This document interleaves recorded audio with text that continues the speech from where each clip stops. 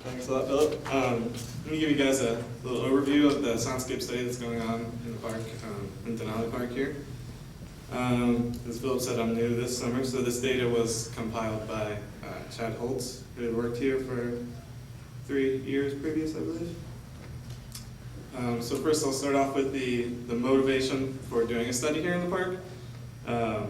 In the year 2000, the director of the National Park Service ordered order number 47, and it stated, among other things, that natural sounds are intrinsic elements of the environment that are often associated with parks and park purposes. They are inherent components of the scenery and the natural and historic objects and the wildlife protected by the NPS Organic Act. Went on to say that the natural soundscape is vital to the natural functioning of many parks and may provide valuable indicators of the health of an ecosystem. Natural sounds are being masked or obscured by a wide variety of human activities. In some parks, natural sounds are disappearing at such a rate that some may be gone before their existence can be documented. So here in Denali, our big masking human activities are snow machining in the wintertime and aircraft overflights during the summer season, as well as motorized vehicle noise along the park road corridor. Here you can see a map of the park with popular snow machining areas delineated. These were identified in the winter of 2002 and 2003. These are the popular flight-seeing air tour paths over the park, most of which coming out of Talkeetna and McKinley Park area. And Mount McKinley is the one right in the middle of all the squiggles. The total number of people on flights landing on glaciers is on the rise. In 1999, just under 10,000 people landed on glaciers in the park, and last year about 15,000.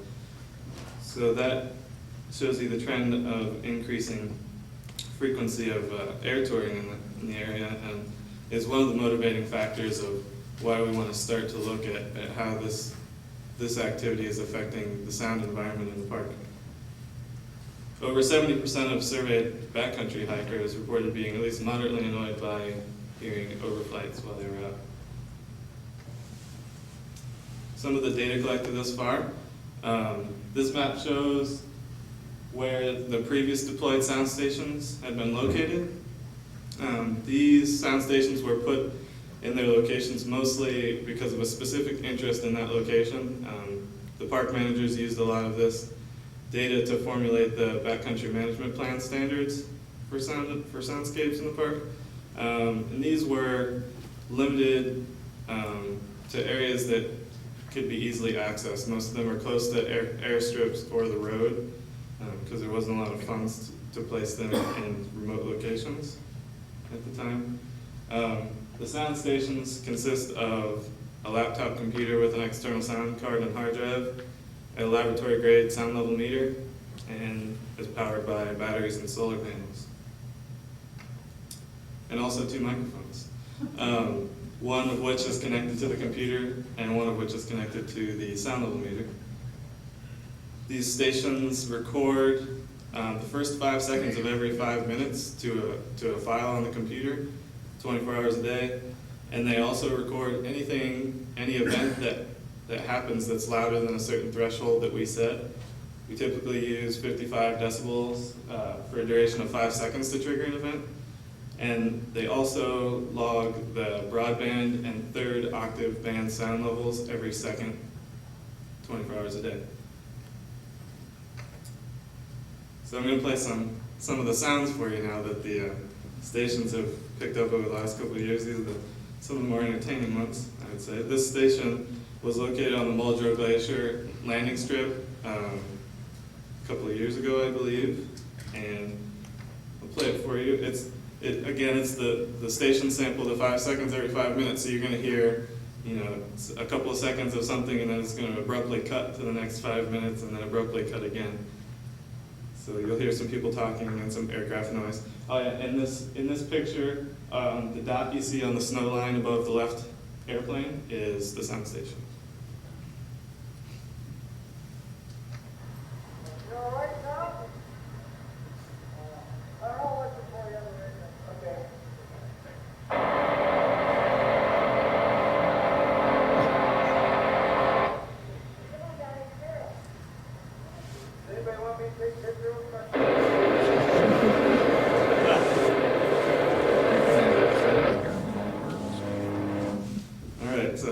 lots of man-made noise happening up there on the glacier. This is a plot of the number of events triggered per day at that site from mid-May to mid-July. Notice the day with over 160 events was the summer solstice. There was lots of daylight for them to land up there. This next clip comes from the north end of the park. It is some migrating birds.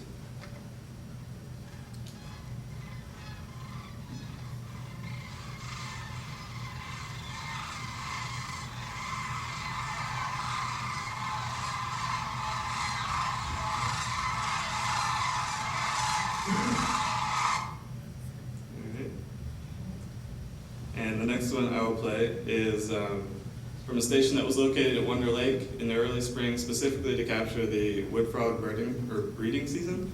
And you can hear some wood frogs right at the beginning of the recording.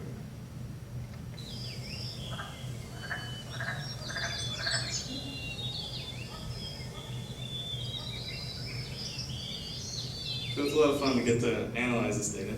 Makes you feel like you're out there. Here's a plot of, what is this? The biological sounds delineated into birds, mammals, and insects from April through November, with the exception of July, from the Stampede, from a station in the Stampede airstrip area. And as you'd expect to see, June, on the left there, the 288 is the number of 5-second samples there are in a day. So in June, you could expect to hear birds 24 hours a day at that location, with the addition of mosquito insect noise on top of the birds in June.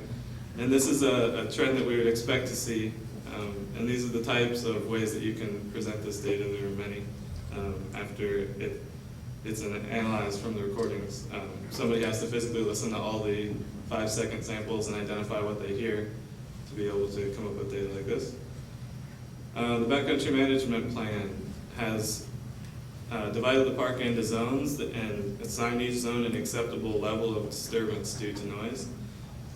As you can see, the old wilderness corridor in the middle, as well as the preserve out east or west, is a low disturbance zone.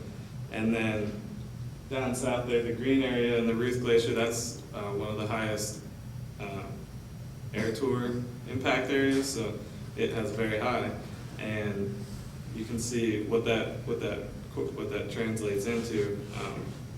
A low impact area should have less than one or less audible event per day with a maximum level of 40 decibels, which is ambitious. And then the very high zones, you could hear events for 50% of the day, 50 events per day at 60 decibels and still be under the threshold. Just to put that in perspective, these are the typical decibel levels you'd experience in different situations that you're accustomed to. So we would expect the ambient sound level of the park to be a little bit quieter than what you get inside your house, probably. Most of the time around 30 decibels out in the park. Chad worked to develop a sampling plan. The director's order that sparked this study called on all parks to perform a baseline study of the sound environment in their parks so that it can be quantified and then later measured to see how it's being affected by the decisions we make. He spent a lot of time trying to figure out what the best way to sample the whole park was. He did a stratified sampling plan based on land cover, elevation, a bunch of different things, and then in the end came back to just a standard spatial grid. It's actually the same grid that the long-term ecological monitoring people use to do bird surveys and vegetation surveys, so this operates on the same grid. And the study is slated to take 10 years to cover the whole park.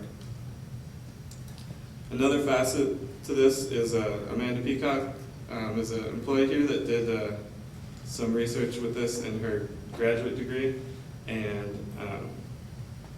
used a program called NMSIM, which works in a GIS environment to model a noise source in a three-dimensional terrain. This is a model of a single bus driving the Park Road between headquarters and Savage. You can see what colors correspond with what decibels, what decibel level on the legend there. And this is something that could be really useful, but right now it's all kind of magic, and we don't know where this stuff comes from inside the program. So one of the tasks of the sound study is to ground truth these models and see if what they give us is really on par with what we experience out there. And the same thing can be used for air overflights as well. This is the same flight path map I showed you before, and this is after the noise modeling. So you can see this kind of contradicts the backcountry management plan a bit, as most of the wilderness corridor is above 25 to 30 decibels multiple times per day.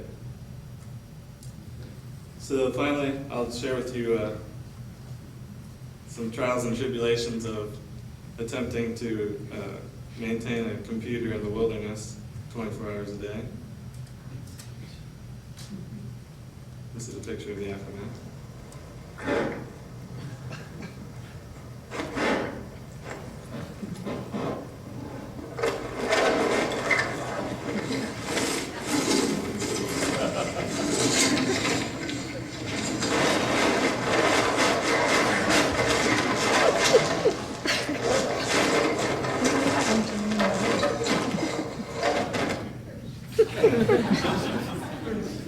So now we put electric fences around all our stations.